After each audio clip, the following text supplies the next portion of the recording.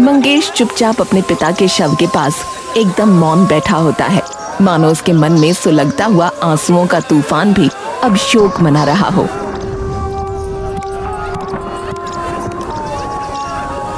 जी आप लेके चले जाओ, अंतिम संस्कार में वो नहीं आने वाला, उसका फोन भी नहीं मिल रहा है और एक बार शाम हो गई तो अंतिम संस्कार नहीं कर पाएंगे, फिर कल ही जाना पड़ेगा। मंगेश और गांव के कुछ लोग मिलकर शव लेकर शमशान की तरफ चल पड़ते हैं। मंगेश चुपचाप बैठा होता है।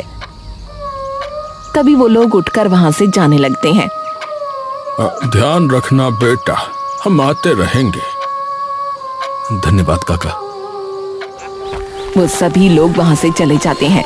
तभी मंगेश की बीवी को पीछे से ललिता की आवाज आती है। कब हुआ? आज सुबह 4 बजे के करीब। ठीक है, मैं कल तक आ जाऊंगा। बस इतना कह के ललिता फोन काट देती है और मंगेश के पास आती है। बता दिया? उसे फर्क भी पड़ता है, जानबूझ के नहीं किया। सुबह से फोन मिला रहे हैं सभी, एक बार भी फोन नहीं उठाया। मंगेश इस बात का कोई जवाब नहीं देता।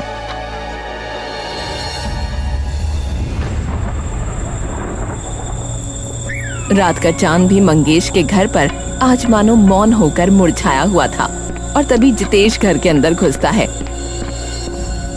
भैया। मंगेश उसकी ओर देखता है। आ गया, जाके हाथ मुंह धो ले। तभी ललिता भी वहां आ जाती है।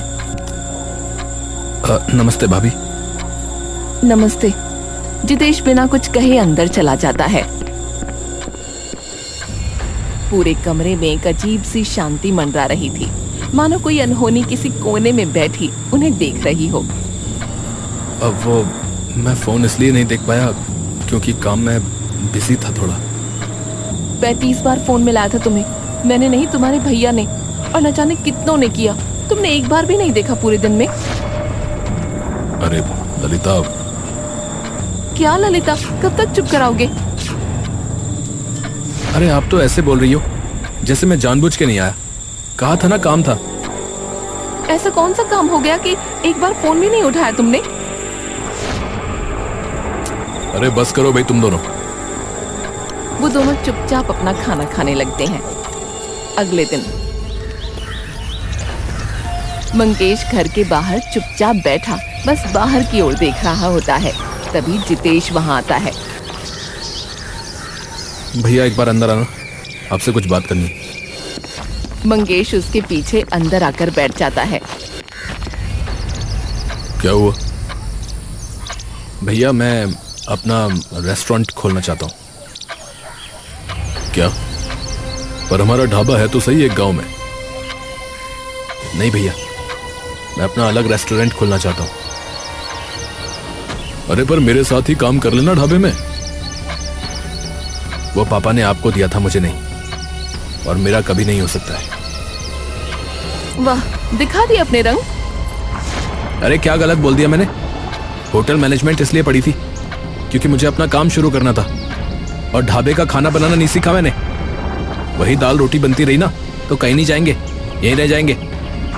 तो मैं अपना अलग से बनाऊंगा, जहां देसी नहीं और भी तरीके का खाना हो, ताकि हर जगह के लोग आए। थोड़ा सा बाहर क्या पढ़ लिए तुम? बुद्धि भ्रष्ट हो गई है तुम्हारी। अरे आप 12वीं फेल रह गई तो इसमें मेरी कोई गलती थोड़ी है। ये सुनते ही मंगेश का गुस्सा फट पड़ता है। हद में रह के बात करो, माँ की तरह पाला है उसने तुम्हें। मैं अपना ढाबा खोल रहा हूँ। कैसे खोलेगा? एक पैसा भी है? जो जमीन मेरे हिस्से की है उसमें से एक बेच दूंगा और अपना एक रेस्टोरेंट खोलूंगा। वो पापा की दी हुई है, उसे बेच देगा, उसे बेच देगा तू? अरे मेरी है, मैं चाहे जो करूं। जितेश इतना कहकर वहां से निकल जाता है। कुछ महीनों बाद। अरे भाई वाह, आखिरकार खोल ही दिया तूने रेस्टोरेंट है। मुझे तो लगा था कि तेरे भाई मानेंगे ही नहीं। भाई तूने ही हिम्मत दी थी ये कह के। भैया चाहे कुछ भी कहें, तू अड़ा रही हो। हाँ वो तो है ही। जितेश फीता काटकर अंदर आ जाता है।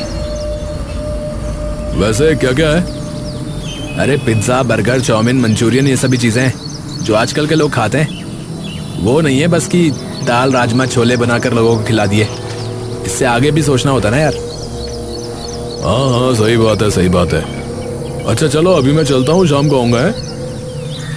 उधम वहां से चला जाता है और तभी उसे रास्ते में कुछ लोग मिलते हैं। अरे चलो भैया, देखते हैं ऐसा क्या है उस नए रेस्टोरेंट में। अरे दिखने में तो काफी मॉडर्न लग रहा है। तभी उधम उनके सामने आ जाता है। अरे भाई, निरा विदेशी अड़ंगा है। हैं क्या कर रहा भैया? हाँ भाई, पता नहीं कैसी कैसी गंदी चीजें और कितना उल्टा सीधा मसाला डालता है वो उसमें। मैं तो देखकर ही डर गया भैया, इसीलिए वापस आ गया। भगवान, हमें तो लगा कि अच्छा होगा। हाँ भाई देखो, किसी को बताना मत कि मैंने बताया, नहीं तो फालतू में मुझे बोलेंगे। मैं तो बस सच बोलता हूँ। मैं नहीं चाहता कि मेरे गांव वालों की तबीयत खराब हो। हाँ। और बस इतना कहकर उधम वहां से चला जाता है। शाम ढल जाती है, लेकिन जितेश का रेस्टोरेंट अब भी खाली होता है। ये क्या हुआ? मुझे तो लगा था कि कई लोग आएंगे। जितेश निराशा से उठकर अपने घर चला जाता है। कैसा रहा आज का दिन? अब ठीक था।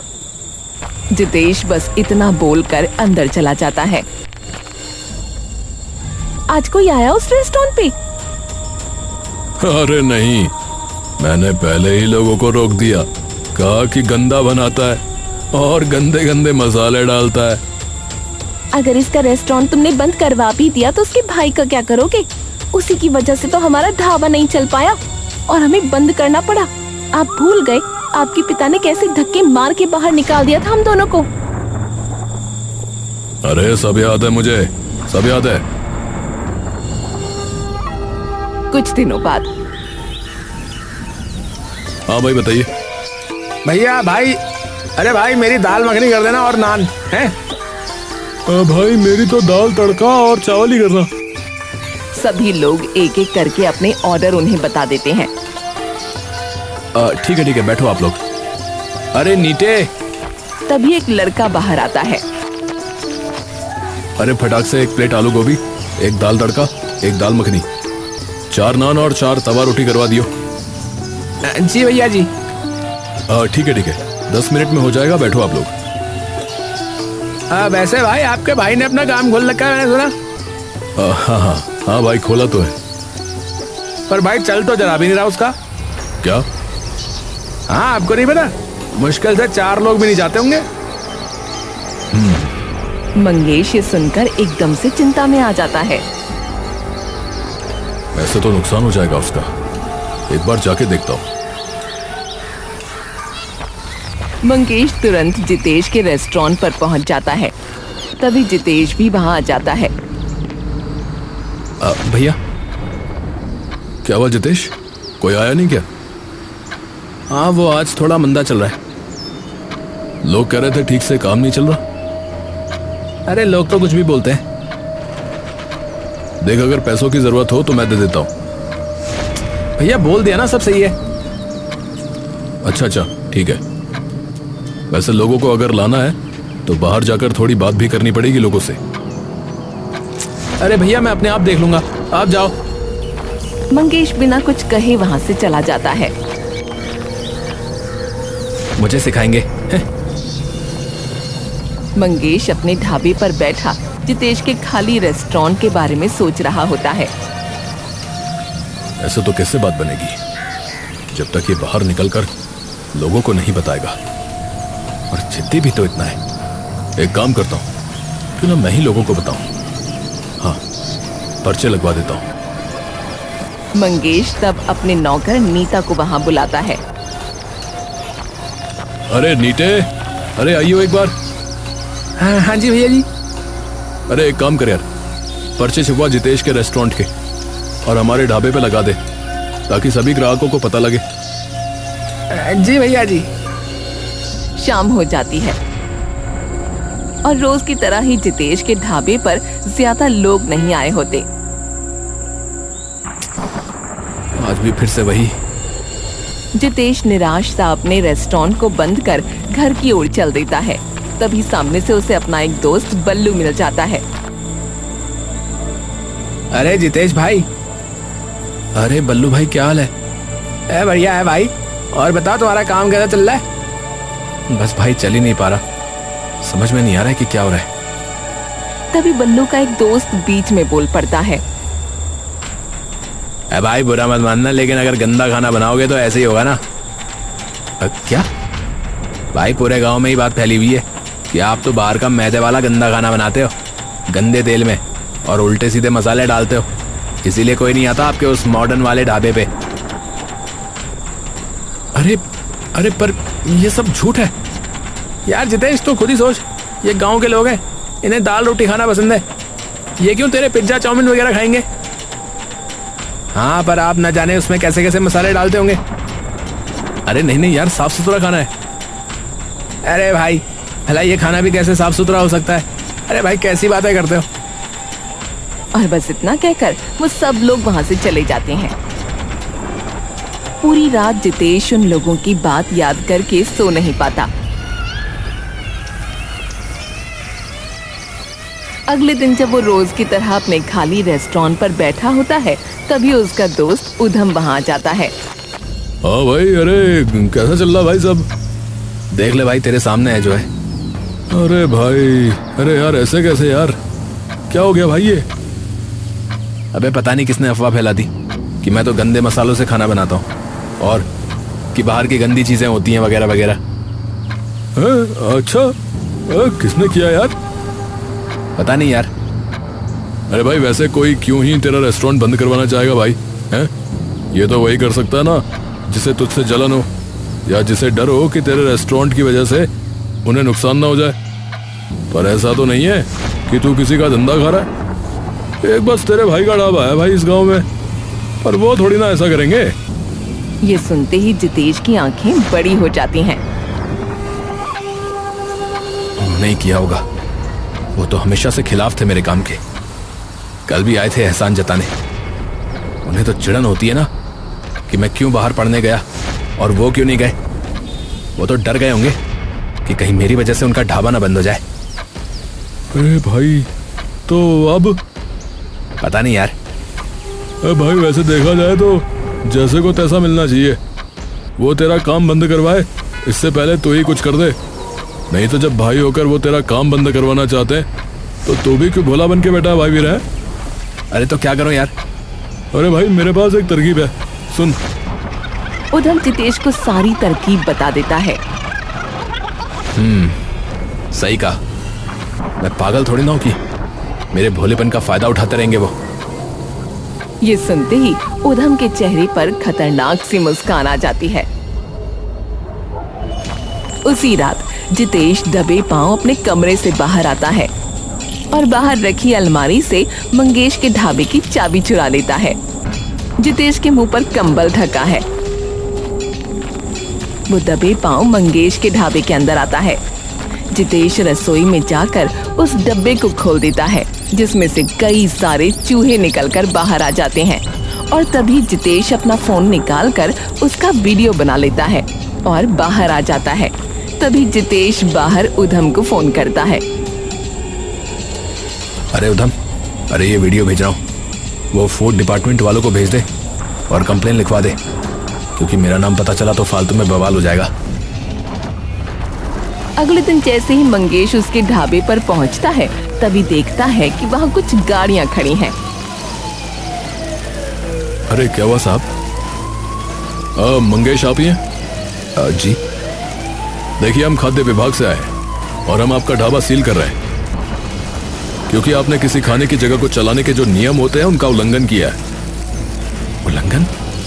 कैसा उल्लंघन? हमारे पास आपके ढाबे की कंप्लेन आई है कि आपके ढाबे की रसोई में बहुत सारे चूहे मिले हैं। जिनकी वजह से खाने में इन्फेक्शन भी फैल सकता है लोगों में। इस बात की खबर पूरे गांव में फैल जाती है, जिससे मंगेश का नाम पूरे गांव में बदनाम हो जाता है। पर ये सब हुआ कैसे? आप तो इतना ध्यान रखते थे साफ सफाई का, फिर चूहे कहाँ से आए? मुझे भी समझ में नहीं आ रहा है।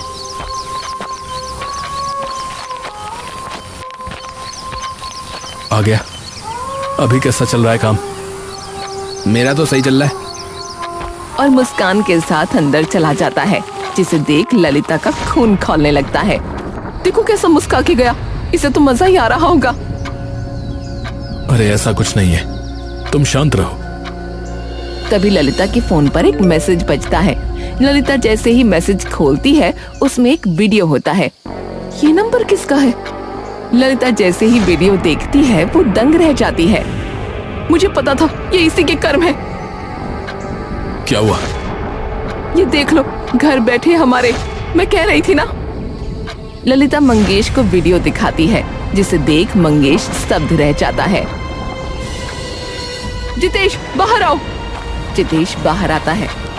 हाँ क्या हुआ? क्या हुआ? शर्म है तुम्हें थोड़ी? अपने भाई का काम बंद करवा दिया तुमने। हाँ, ये सुनते ही जितेश कांप जाता है। मैंने क्या? ललिता जितेश को भी वीडियो दिखाती है, जिसे देख जितेश और डर जाता है। ये किसने बनाई? जरा भी शर्म नहीं आई तुम्हें ये करते हुए? इतना नीचे गिर गए तुम। और जो इन्होंने किया उसका क्या? क्या किया इन्होंने, बताना जरा। मेरे रेस्टोरेंट के खिलाफ लोगों को भड़काया कि मेरे यहाँ का तो खाना खराब है, मैं उल्टे सीधे मसाले डालता हूँ और ऐसे खाने से तबीयत खराब होती है। उसकी वजह से कोई भी नहीं आता था मेरे रेस्टोरेंट पे। अरे भाई कहाँ है तू? किस दुनिया में है तू? अरे मैं ऐसा क्यों करूंगा भला? क्यों करूंगा? अरे क्योंकि आप चिढ़ते हो कि मुझे भेज दिया पापा ने बाहर होटल मैनेजमेंट पढ़ने और आप नहीं जा पाए। क्या ये चिढ़ते हैं तुमसे? ये तो हद ही हो गई मजाक की। हाँ तो और क्या गलत कहा मैंने, बताओ। ये चिढ़ते नहीं थे, उल्टा पापा जी कभी तुम्हें बाहर नहीं भेजना चाहते थे। उन्होंने ये कह दिया था कि बाहर जाके क्या करेगा, यहीं काम कर लेगा। तुम्हारे भैया थे वो जो उनसे लड़े थे, जिसकी वजह से वो माने। और तुम्हें क्या लगता है पापा जी ने दी तुम्हारी फीस? तुम्हारे भैया ने दी थी अपनी जेब से, और मुझे कहा कि कोई बात नहीं, पढ़ लिख के हमारा ही नाम आगे लेके जाएगा, होनहार है बहुत। ये सुनते ही जितेश बिल्कुल निशब्द हो गया। होनहार है?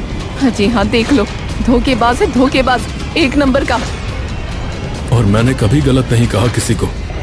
अरे मैंने तो उल्टा अपने ढाबे पे पर्चे लगवा दिए थे, और जो भी आता था मैं उसको खुद कहता था कि एक बार तुम्हारे रेस्टोरेंट पे जाके देखे। पर पापा ने मुझे कुछ बताया क्यों नहीं कभी?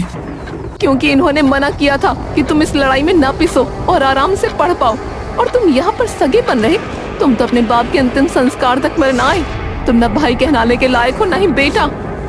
ये सुनते ही जितेश पूरी तरह शब्दहीन हो गया और बाहर चला गया। जितेश किसी भटके मुसाफिर की तरह बाहर घूम रहा होता है। तभी एक बार फिर उसे अपना दोस्त बल्लू मिलता है। अरे भाई जितेश, कैसे उदास घूम रहे भाई?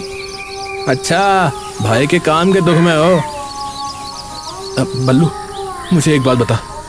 तेरे दोस्तों ने उस दिन कहा कि मेरे रेस्टोरेंट का खाना गंदा है, ऐसा है वैसा है, लेकिन वे लोग तो कभी आए भी नहीं थे मेरे रेस्टोरेंट में, तो उन्हें कैसे पता? अरे यार भाई, हमें तो सुधम ने बताया था। वही बोल रहा था कि उसने अपनी आंखों से देखा है तुझे उसमें वो उल्टे सुल्टे मसाले डालते हुए, और वो कह रहा था कि यहाँ तो गंदा खाना बनता है। ये सुनते ही जितेश चौंक जाता है। क्या?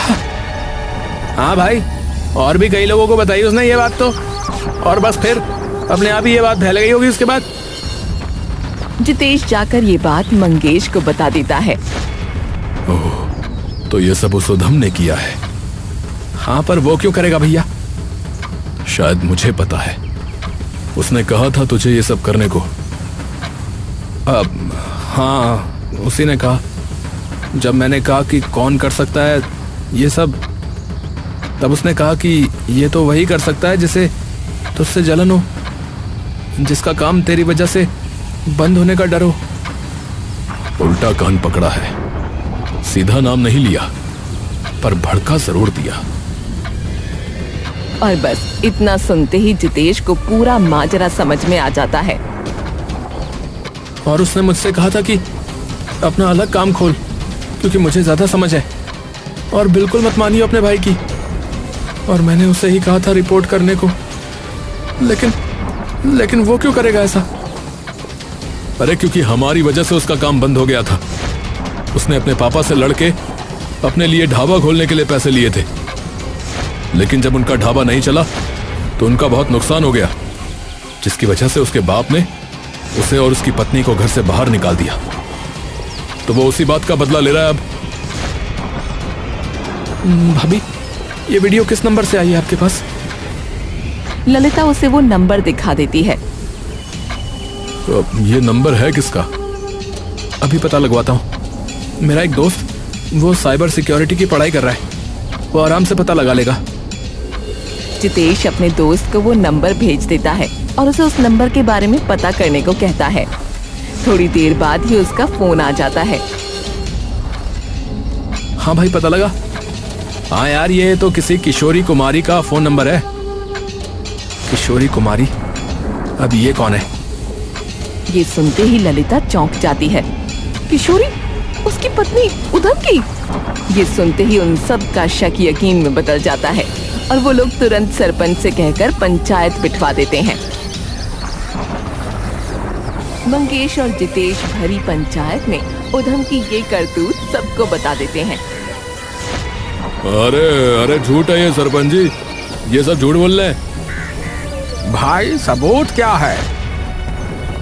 जिस नंबर से मेरी वो वीडियो भाभी के फोन पे आई है, वो नंबर इसकी पत्नी का है। चाहे तो मिला के देख लो। जैसे ही वो नंबर मिलाया जाता है तभी उसकी बीवी का फोन बज पड़ता है। इसी ने ही भड़काया है हमेशा से मेरे छोटे भाई को, ताकि हम दोनों का काम बंद हो जाए। पहले खुद ने कान भरे लोगों के, और फिर इल्जाम मुझ पर डाल दिया ताकि ये मेरे खिलाफ हो जाए। और इसी ने जितेश को ये तरकीब बताई मेरा ढाबा बंद करवाने की। क्यों भाई, क्या ये बात सच है? अरे तुम्हारे ढाबे की वजह से कोई मेरे ढाबे में नहीं आया, और 3 महीने में मेरा काम बंद हो गया और मेरा सारा पैसा बर्बाद हो गया। हाँ। अरे वो इसकी वजह से नहीं हुआ मूर्ख, वो इसलिए हुआ कि तुम्हारा खाना बेस्वाद था।